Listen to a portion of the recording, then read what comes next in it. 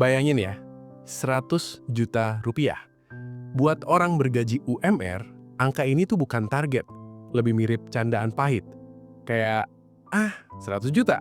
Ngimpi kali. Bukan karena lo bodoh, bukan juga karena lo malas.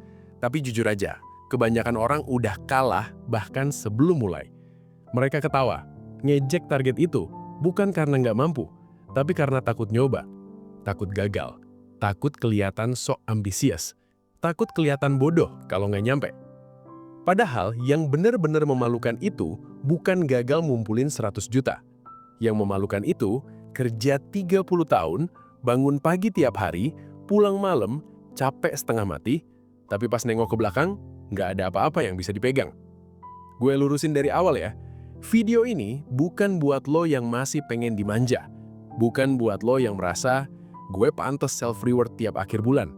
Sementara saldo tabungan lo cuma cukup buat bertahan seminggu. Gue juga nggak bakal ngelus-ngelus kepala lo pakai kata-kata manis.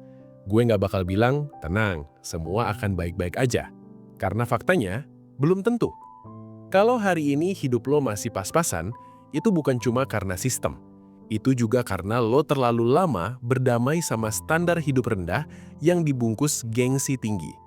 Jadi dengerin baik-baik. Kalau lo pengen hidup nyaman tanpa ngubah apapun, silahkan tutup video ini sekarang. Nggak ada yang salah. Tapi kalau lo muak ngebayangin masa tua jadi beban keluarga, muak ngelihat hidup orang lain jalan terus sementara hidup lo kayak di tempat, muak sadar kalau waktu lo habis cuma buat bertahan, bukan membangun, diam, fokus, dan tonton sampai habis. Karena 100 juta pertama itu bukan soal uang, itu soal apakah lo masih punya nyali buat ngelawan hidup lo sendiri. Setiap bulan polanya sama, lo kerja keras, bangun pagi, pulang malam, nuker waktu hidup sama gaji yang bahkan belum sebulan udah habis. Uangnya datang bentar, terus lenyap. Bukan karena darurat, tapi karena gaya hidup yang dipaksakan biar kelihatan normal. Nongkrong, cicilan, langganan ini itu. Jajan kecil yang katanya nggak seberapa, tapi kejadian tiap hari. Inilah lingkaran setan UMR. Capeknya sebulan, habisnya semalam. Dan yang paling kejam, lo mulai nganggep ini wajar. Lebih nyesak lagi, ada yang namanya ilusi kelas menengah. Dari luar kelihatan rapi, HP terbaru, kopi mahal, liburan sesekali. Tapi di balik layar, napas finansial udah ngos-ngosan, cicilan numpuk, tabungan tipis, dan tiap notifikasi bank rasanya kayak ancaman. Lo kelihatan naik level, padahal sebenarnya lo lagi berdiri di lantai yang rapuh. Sedikit aja guncangan, sakit, PHK, keluarga butuh bantuan, dan semuanya ambruk. Bukan karena lo malas, tapi karena hidup lo dibangun di atas citra, bukan fondasi. Sekarang gue mau ngomong sesuatu yang jarang diucapin keras-keras.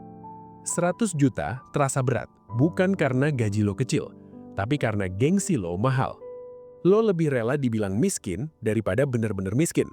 Lo lebih rela ngorbanin masa depan daripada nurunin gaya hidup hari ini. Selama pola ini nggak lo patahin, gaji lo naik berapapun, ceritanya bakal sama. Uang lewat, hidup tetap di tempat. Langkah pertama ini bakal bikin banyak orang tersinggung, karena yang bakal kita bunuh bukan pengeluaran gede, tapi identitas palsu yang selama ini lo rawat. Namanya puasa gengsi radikal. Artinya sederhana tapi nyakitin. Lo berhenti hidup buat kelihatan layak di mata orang lain. Bukan seminggu, bukan sebulan, tapi keputusan sadar. Karena selama ini, pencuri terbesar uang lo itu bukan inflasi, bukan gaji kecil, tapi kebutuhan buat kelihatan baik-baik aja. Jujur deh, seringkali lo nggak lapar, lo cuma bosan, lo nggak butuh jajan, lo butuh pengakuan. Makan di luar bukan soal kenyang, tapi biar nggak ngerasa ketinggalan. Beli barang bukan karena rusak, tapi karena malu pakai yang lama. Selama dorongan ini nggak diputus, target tabungan lo cuma jadi angan. Puasa gengsi radikal dimulai dari satu keputusan ekstrim. Turunin standar hidup lo ke titik paling efisien. Masak sendiri, bawa bekal, makan sederhana, pasang batas makan harian yang bikin lo agak nggak nyaman. Bukan buat nyiksa diri, tapi buat ngatur ulang sistem keinginan lo. Di fase ini, lo bakal ngerasa kayak turun kelas. Dan iya, memang. Tapi ini bukan mundur, ini manuver. Mundur selangkah buat loncat lebih jauh. Orang gagal bukan karena mereka nggak mampu, tapi karena mereka pengen naik level tanpa mau merendah. Puasa gengsi ini bukan soal nahan lapar, tapi nahan komentar. Lagi kenapa sekarang jarang nongkrong? Kok jadi jarang kelihatan? Lagi irit banget ya? Disinilah banyak orang tumbang. Bukan karena nggak kuat, tapi karena nggak tahan dinilai. Kalau lo lolos dari fase ini, untuk pertama kalinya, lo nggak lagi dikontrol gengsi. Lo mulai ngontrol hidup lo sendiri. Puasa gengsi nggak berhenti di makanan. Dia nyerang simbol sosial. Baju, gawai, langganan hiburan, cara lo ngomongin uang. Mulai dari yang paling sering lo lihat tiap hari, layar HP lo. Hapus aplikasi belanja, promo, hiburan impulsif. Bukan karena lo nggak boleh nikmatin hidup, tapi karena hidup lo belum kuat. Lingkungan digital itu racun paling halus. Niat sekeras apapun bakal bocor kalau jari lo terus disuapi godaan. Banyak orang sebenarnya nggak miskin uang, tapi miskin keberanian buat tampil sederhana. Mereka rela bayar mahal cuma buat ngindarin rasa malu sesaat. Padahal justru disitulah pintu keluar terbuka. Saat lo berani kelihatan biasa, bahkan dianggap turun kelas, disitulah ruang finansial mulai tercipta. Fondasi itu sunyi, nggak glamor, sering disalahpahami. Tapi kalau lo tahan beberapa bulan di fase ini, langkah berikutnya bukan lagi soal niat, tapi sistem. Langkah kedua ini bikin banyak orang langsung bilang, nggak mungkin. Karena sekarang kita bukan cuma hemat, kita maksa struktur hidup berubah. Namanya alokasi paksa. Uang masa depan nggak nunggu sisa, dia diambil di awal, sengaja, dan angkanya dibuat nggak nyaman. Karena sistem nyaman nggak pernah ngelahirin perubahan besar. Selama ini, lo hidup dulu, senang dulu, baru nabung kalau ada sisa. Masalahnya, sisa hampir nggak pernah ada. Alokasi paksa ngebalik logika itu. Uang disingkirin dulu, baru sisanya dipaksa cukup buat hidup.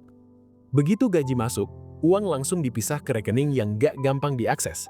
Bukan satu rekening, bukan satu kartu, karena itu resep kehancuran finansial. Ini bukan hukuman, ini pagar. Pagar buat ngelindungi uang lo dari versi diri lo yang impulsif. Sekali lo langgar tanpa darurat nyata, sistemnya runtuh. Bukan karena uangnya, tapi karena aturan jadi bisa dinegosiasikan. Dan saat itu terjadi, kebiasaan lama balik tanpa ampun. Sekarang, kita jujur pahit-pahitan. Gaji UMR itu bukan mesin kaya, dia cuma alat bertahan. Kalau lo masih berharap 100 juta lahir dari gaji utama, lo lagi bohong ke diri lo sendiri. Mesinnya ada di sumber tambahan. Dan side hustle itu bukan soal keren, bukan soal passion. Itu soal arus kas, soal masalah yang bisa lo selesaikan sekarang. Kerja yang orang lain malas, gak bergengsi, capek, diremehkan. Justru di situ uang ngalir cepat. Di fase ini lo bakal capek. Pulang kerja bukan istirahat. Akhir pekan bukan pelarian. Ini sprint, bukan hidup selamanya. Dan satu aturan sakral, uang side hustle tidak boleh dipakai buat konsumsi. Itu peluru, bukan permen. Mayoritas orang gagal di sini bukan karena usahanya nggak jalan, tapi karena mereka ngerayain sebelum menang. Sekarang berhenti drama, kita ngomong angka.